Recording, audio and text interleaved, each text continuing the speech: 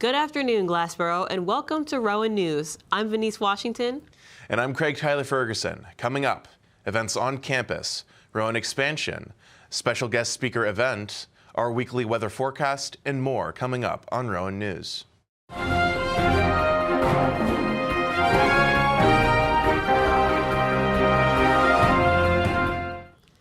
Welcome back. I'm Venice Washington, and this is Rowan News. Quick question for the viewers.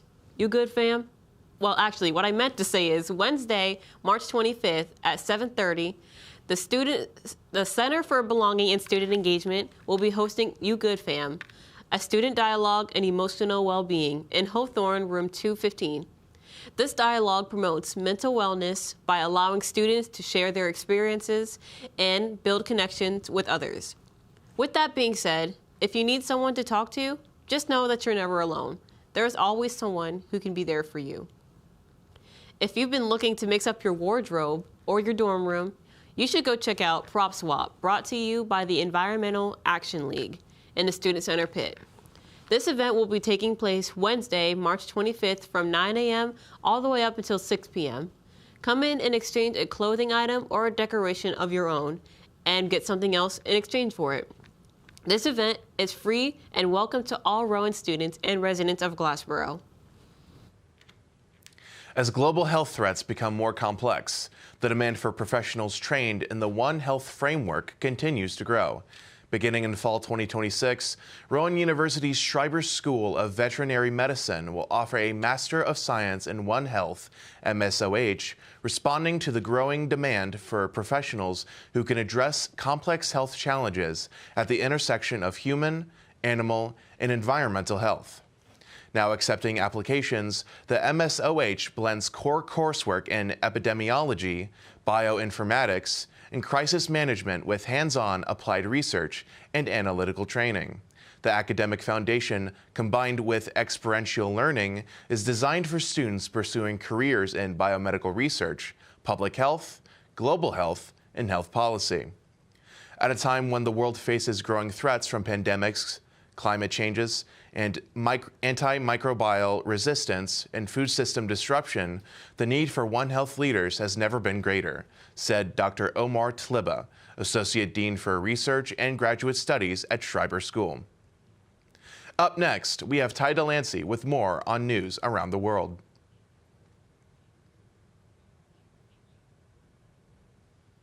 News, Iran's new supreme leader, Mojtaba Khamenei, made his first public statement since being chosen to succeed his father, which was killed in an Israeli airstrike.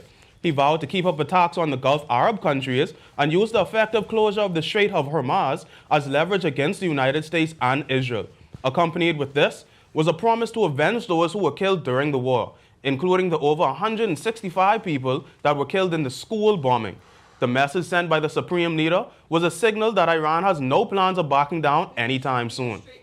Moving on to the classroom, 35 teachers shared the so-called basic things that students can no longer do themselves. They can't read, write, or spell, said some of the teachers.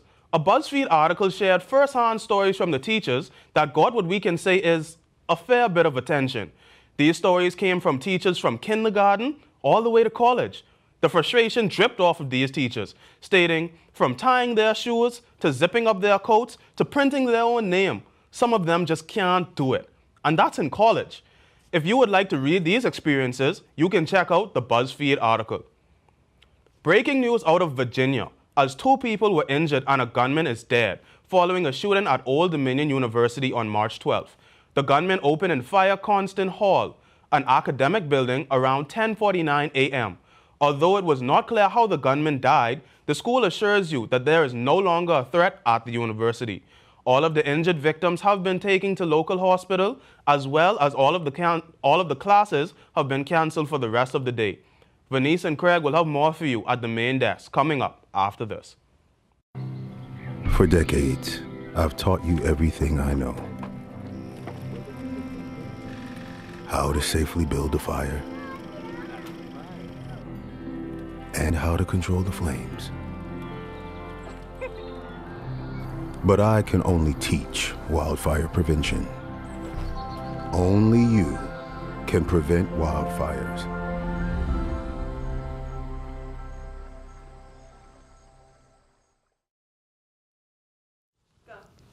Welcome back.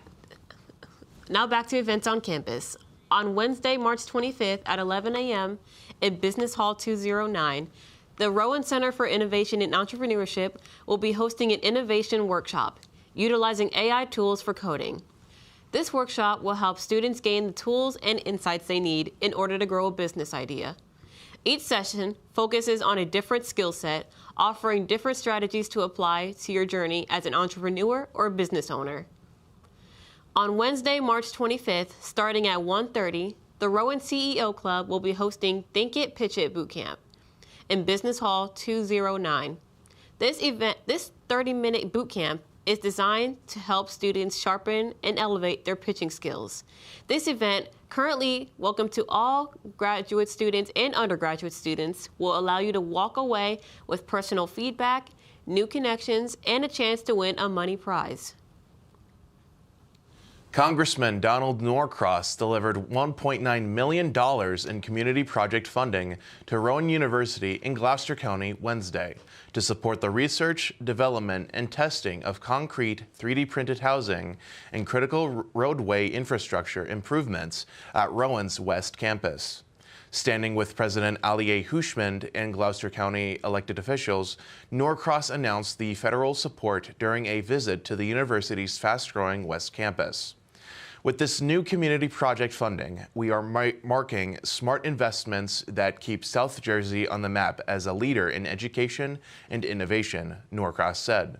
I always say that my three priorities are jobs, education, and security in our nation and our neighborhoods, Norcross added. And this funding helps deliver on all three, expanding educational opportunities that prepare the future workforce while improving traffic safety in our communities. Coming up, our own Nicholas Marinelli sat in on APSE and the WIT's guest speaker event last Thursday. I am Nicholas Marinelli here with RTN Rowan News here in Bozorth Hall, standing right outside the WIT as they have a guest speaker for their new chapter club, the APSE Club, as Jeff McNeil is going to speak to a bunch of students today. The Associated Press Sports Editors APSE is a national organization that strives to improve professional standards for sports departments of professional news organizations and to recognize professional excellence among its membership. This organization offers writing resources and valuable networking opportunities for aspiring sports journalists, which is especially beneficial as the sports communications and journalism programs here at Rowan are growing at an increasingly fast pace. The guest speaker for today's event is Jeff McLean, the beat writer for the Philadelphia Eagles. This is the first guest speaker for APSE, with many speakers to come in the future. The Rowan chapter was kickstarted by Professor Michael Rosenstein and has quickly established itself, receiving chapter approval in January and being petitioned by the SGA in February. Hi, I'm Nicholas Marinelli here with Sarah Shockey, the president of APSE. And what are your thoughts so far of Jeff being able to speak to students like you? I think it was really, really cool. You know, we've never had a guest speaker before, so it was awesome that our advisor, Professor Rosenstein, was able to get him out here. And I think it's a great experience for our students just to talk to somebody who's been in the industry for a long, long time, is like a seasoned vet, because, you know, a lot of these people, for us, we're just starting out and we have a lot of questions, and it's nice that we can have an expert to really answer them. You know, with journalism being on the spike up and down, with digital taking over, what is it like to, you know, get that boost of confidence from Jeff? No, it's awesome. I mean, he said it himself that, you know, when he started out, he really only ever wrote, and now he's breaking into social media and he's still learning. So for people like us, you know, that are just starting out in our careers, it's really refreshing to hear that, you know, everybody, regardless of what level they're at in their field, always has room to grow and learn.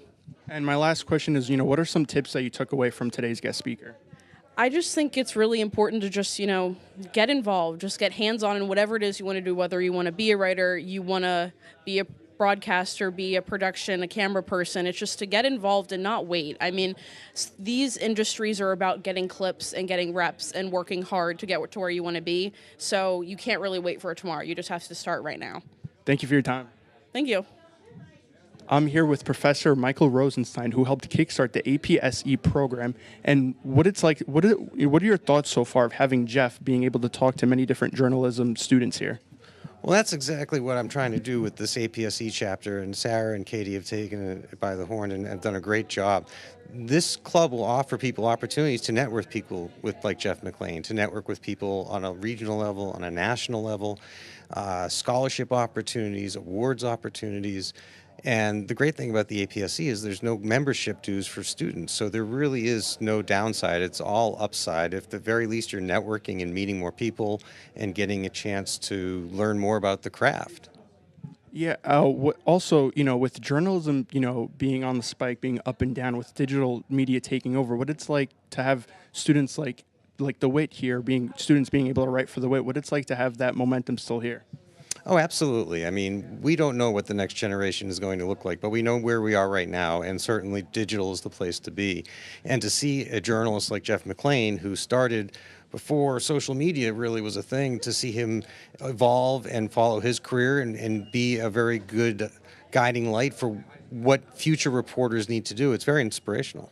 And my last question is, what more can we expect from ASP or APSE, and what other guests can we expect for the future? Well, this really happened a lot faster than we expected because we needed to get approval from the SGA, and that happened much faster than we thought it would. So I know we'll probably have another meeting or two this semester. I know that Sarah and Katie are already working on some other guest ideas.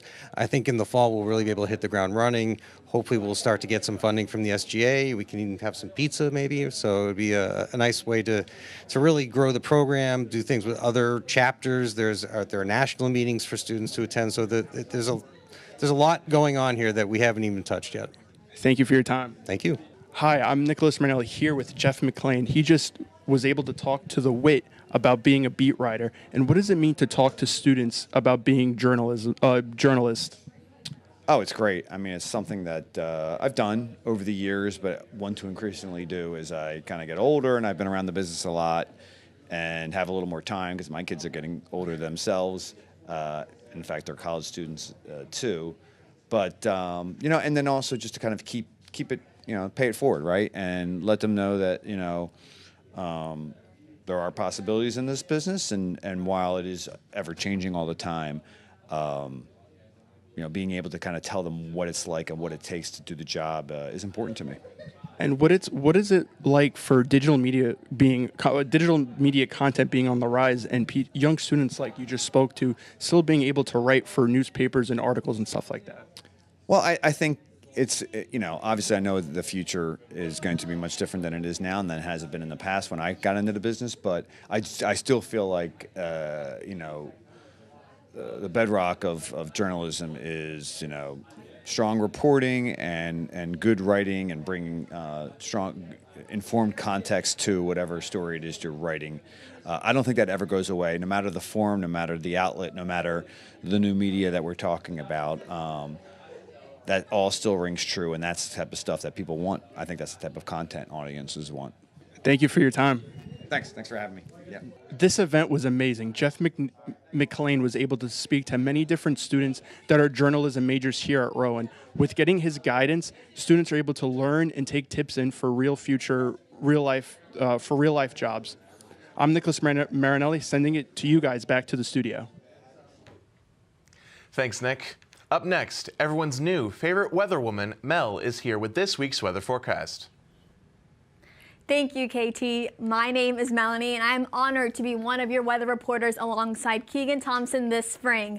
I'm excited to be here and keep you updated on what you can expect from the weather this week. Now, let's take a look at the forecast. Today, Friday, we have a high of 50 degrees with mostly cloudy skies and winds up to 25 miles an hour. Later in the evening, there will be a low of 41 degrees and winds will still be active at around 20 miles an hour. On Saturday, we are looking at about the same with mostly sunny skies and 14-mile-an-hour winds. It will, however, be a few degrees warmer with a high of 54 degrees and a low of 34. Moving on to Sunday, can you guess it? Yes, you're right. More cloudy skies. A high of 53 during the day and a low of 47 with a chance of light rain later in the evening. These clouds will carry into Monday where showers are likely and there's a possibility of thunderstorms later in the afternoon. We have a morning high of 63 degrees and a low of 28. We are looking at about an 80% chance of rain, so make sure you have an umbrella on hand and make sure it's not one of those cheap ones that flip inside out with the slightest gust of wind, because winds will be reaching 25 miles an hour. I'm just warning you guys. Tuesday, sunshine and clouds mix. It's going to be cold with a high of 38 degrees and winds with between 10 and 20 miles an hour, which is only going to make it feel colder. Yay! Later in the evening, temperatures will drop down to 21 degrees. Don't be fooled by the warm weather we had a few days earlier this week. We are still, unfortunately, still in winter. This brings us to Wednesday, where temperatures are very similar to Tuesday, a high of 39 degrees during the day and a low of 24 at night with some lingering clouds. The main difference between Tuesday and Wednesday is that their winds will be much lighter, only at about 5 to 10 miles an hour. Make sure you are dressing appropriately for these 2 colder days in the week. Last but not least, Thursday will be partly cloudy with a high of 47 degrees. Moving throughout the day, there will be a low of 31 degrees with partly to mostly cloudy skies. And that wraps up our 7-day forecast. Only one more week of winter, so hang in there, folks. Spring will be here in no time. I'm Melanie, your new weather reporter, and I'm sending it back to the desk. Thanks, Mel. Well, that's all we have time for you tonight. Be sure to tune in next week for another episode of Rowan News. I'm Venice Washington. And I'm Craig Tyler Ferguson. Have a great rest of your day, Glassboro, and an even better spring break.